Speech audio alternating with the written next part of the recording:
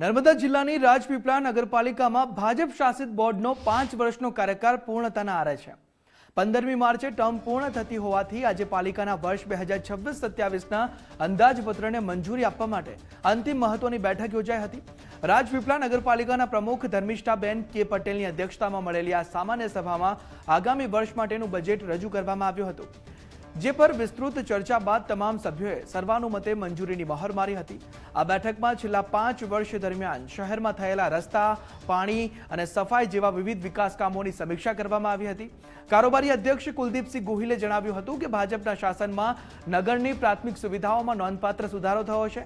જે કામો બાકી રહી ગયા છે તેને પણ આગામી દિવસોમાં યુદ્ધના ધોરણે પૂર્ણ કરવા માટે ખાસ ઠરાવ પસાર કરવામાં આવ્યો છે।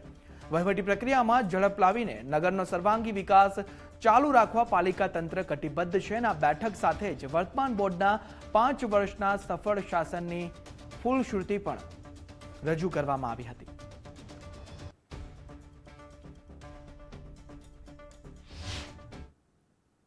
બજેટ માટે સામાન્ય સભા બોલાવવામાં આવી હતી। એમાં સર્વાનુમતે બજેટને મંજૂરી આપવામાં આવી છે। આ બજેટની અંદર રાજપીપળાના નાગરિકોની કેવી રીતે સુખાકારીમાં વધારો થાય, વિકાસના કામો વધારે થાય અને આવનારા દિવસોમાં જે પણ વિકાસના કામો બાકી છે તે બધા જ કામોને આવરી લેવામાં આવ્યા છે।